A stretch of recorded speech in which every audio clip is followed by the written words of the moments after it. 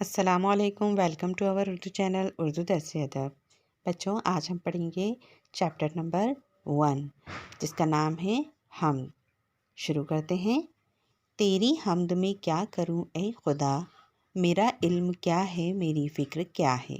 शायर क्या कह रहा है? बच्चे दुआ मांग रहे हैं। वो बच्चे क्या कह रहे हैं? तेरी हमद में क्या करूं ए खुदा, यानी ए अल्लाह मैं तेरी क्या तारीफ़ करूं। हमद का मतलब होता है अल्लाह ताला की तारीफ़ बयान करना। हमद का मतलब क्या होता है? अल्लाह ताला की तारीफ़ बयान करना। उसके बाद कह रहा है मेरा इल्म क्या है, मेरी फ़िक्र क्या है। मेरा इल्म से मतलब मेरी नॉलेज में क्या है और मेरे फ़िक्र में क्या है ना। बच्चे बोल रहे हैं। आगे क्या बोलते हैं? मकां है तेरा ला मकां है तेरा। जहाँ भी हम देखते हैं, मकां हो नहीं भी हो, सब जगह तेरा ही इशारा है, तेरा ही वजूद छाया हुआ है। ज़मीं है तेरी, आसमां है तेरा। जहाँ मकां भी नहीं होता वहाँ आसमां होता है, वो ज़मीं भी होती है। तो ज़मीं भी तेरी है और आसमां भी तेरा है ना, अल्लाह ताला का। ठीक है। उसके बाद देखो आगे वाली लाइन में क्या कहा है। तुझी से सबा है तुझी से समूम। तुझी से सबा है का मतलब तु तू ही ठंडी हवा चलाता है, और तुझी से सुमूम यानी सबा जो होती है, सबा का मतलब हवा होता है। तुझी से ठंडी हवा भी चलती है और तुझी से गर्म हवा भी चलती है। कौन चलाता है?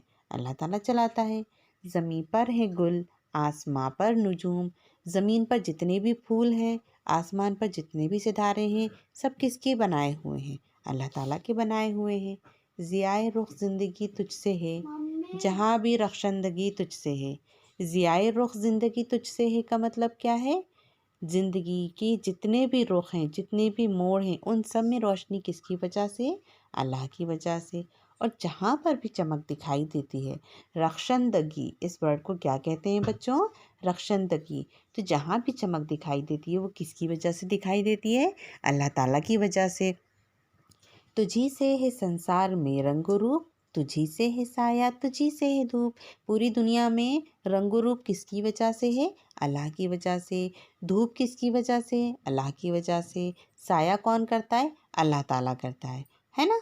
उसके बाद देखिए अगली लाइन में क्या लिखा है। मुहीत दो आलम है कुदरत तेरी। मुहीत का मतलब घेरे हुए। तो दोनों जहानों में किसकी कुदरत दिखाई देती है? अल्लाह ताला की दिखाई देती है। उसी की कुदरत से पूरी दुनिया घिरी हुई है ना। है कसरत के पर्दे में वहदत तेरी। हर पर्दे में, दुनिया में जो भी पर्दा अगर हम हटाएंगे उसमें किसका निशान दिखाई देगा? अल्लाह ताला का। वाहिद वही है, वहदत वही है ना। वहदत का मतलब एक होना। ठीक है। उसके आगे वाली लाइन में देखिए। तेरे जमज़े आब शारों में है, तेरी अजमतें कोहसारों में है ना। जमज़े का मतलब आवाज़। ठीक है।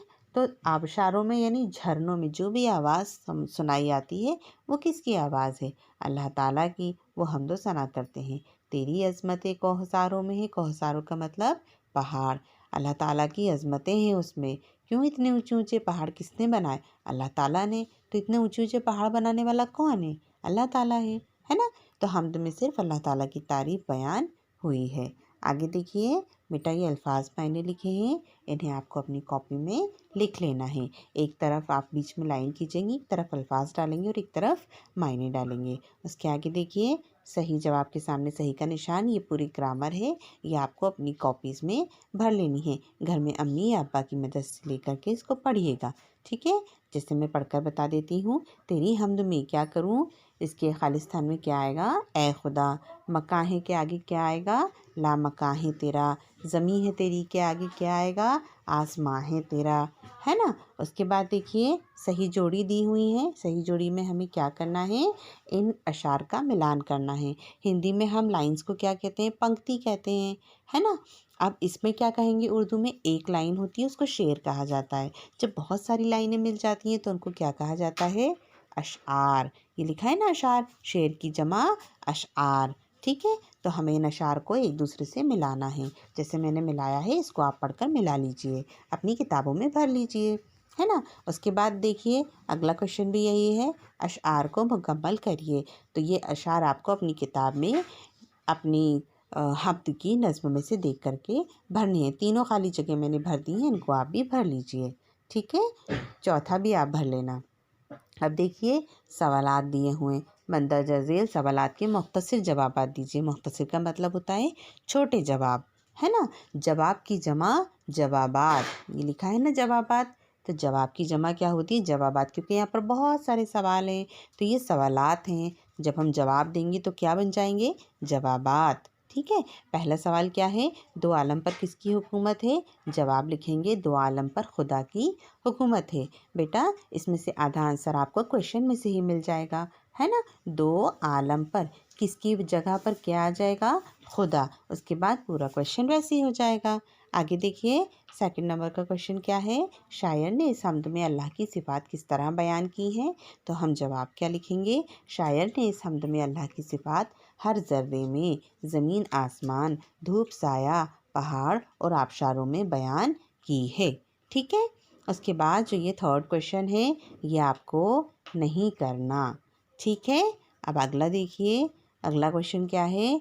हमद का मरकज़ी ख़याल तहरीर कीजिए। तहरीर मतलब लिखना और मरकज़ी ख़याल मतलब बुनियादी। तो हमद का मरकज़ी ख़याल क्या है?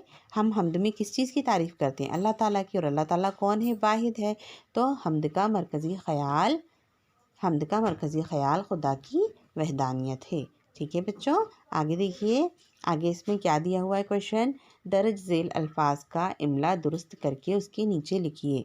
इमला दुरुस्त करने का मतलब होता है जो गलत स्पेलिंग दी हुई है लिखी हुई उसको सही करके लिखना है ना। हम इंग्लिश और हिंदी में भी करते हैं ना ऐसा।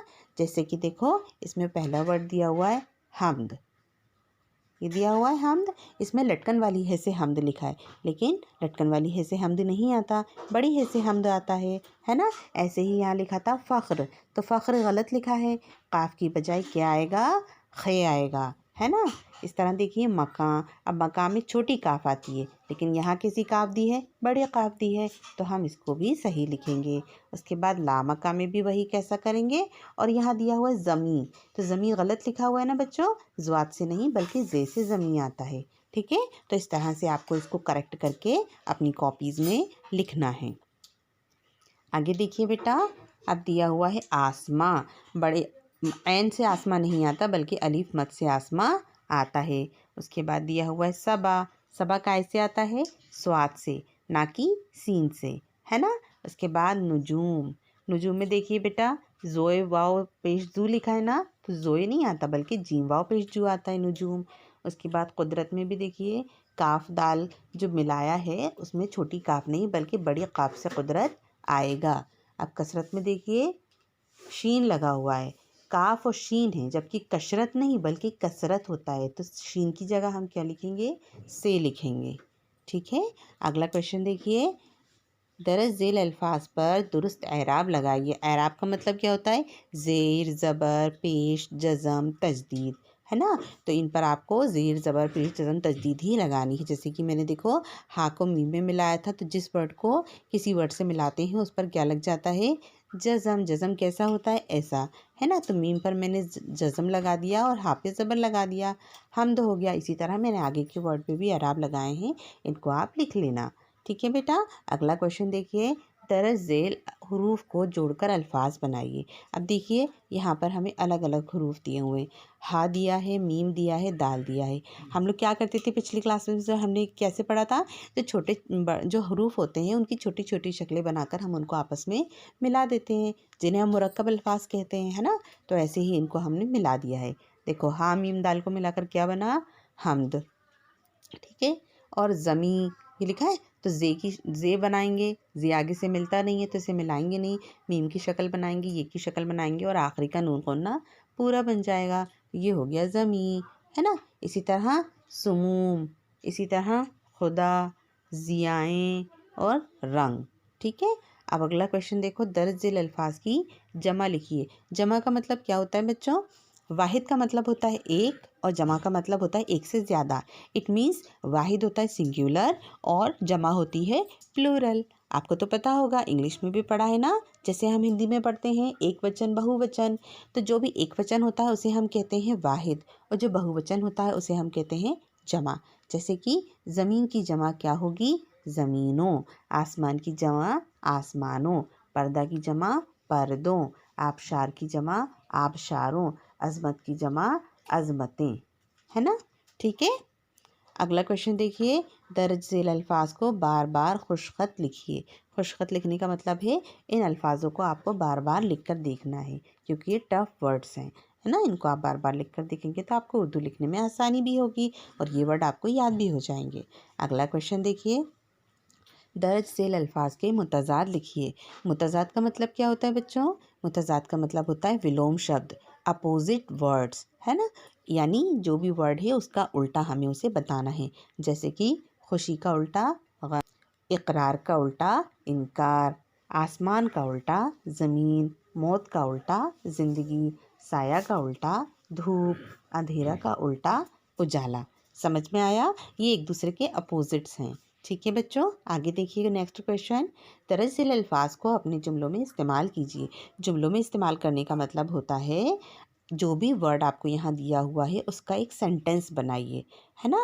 उसका एक वाक्य आप बना करके लिखेंगे। जैसे कि यहाँ पर एक वर्ड दिया हुआ है फ़िक्र। अब हमें कोई भी जुमला आता हो, कोई भी सेंटेंस आता हो, मुझे इम्तहान की फ़िक्र है, तो फ़िक्र आया ना उस वाक्य में जो हमने बोला।